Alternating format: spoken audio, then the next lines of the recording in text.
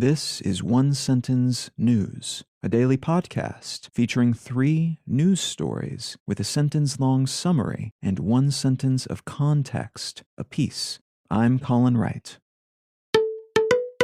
It's Thursday, February 3rd, 2022.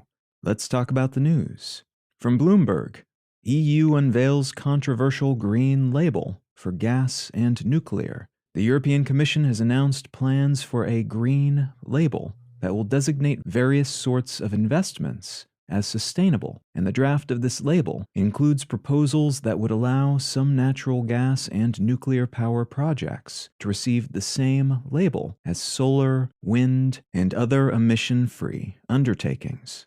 These proposals would require that gas and nuclear projects adhere to certain guidelines and deadlines, but many nations, like the Netherlands and Denmark, are against the green labeling of any natural gas plants. They don't rely on such plants themselves, while others, like Germany, which is in the process of phasing out nuclear power within its borders, doesn't like that nuclear is being given a pass in some cases. This labeling system is important because it will play a role in determining which projects are allowed and incentivized by government regulations, which are disincentivized by the same, and consequently, where money from governments and potentially investors as well will tend to go. From the Wall Street Journal, consumers are pivoting spending to services like dining and travel. New data from the U.S. Commerce Department suggests that Americans are beginning to spend more money on services and less on products, reversing a trend that spiked in the early days of the pandemic and which has only increased in the 2 years since.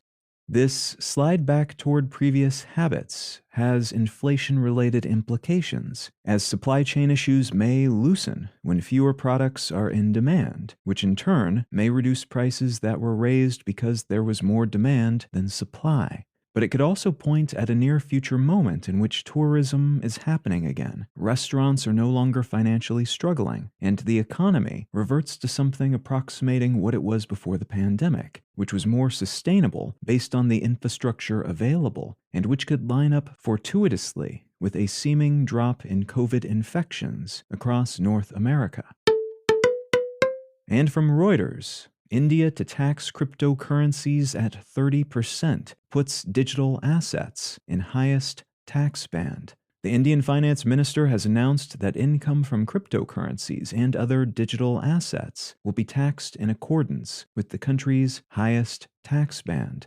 Estimates suggest there are 15 to 20 million crypto investors living in India, collectively holding about $5.37 billion in such assets. And while this tax rate is seen as high by some crypto world denizens, other players in the crypto space have said it's probably a good thing they're taxing NFTs and Bitcoin and the like in this way, because it could have been worse, and imposing taxes makes the market more perceptually legitimate, and thus less likely to be declared illegal, as has been the case in several other countries over the past few years.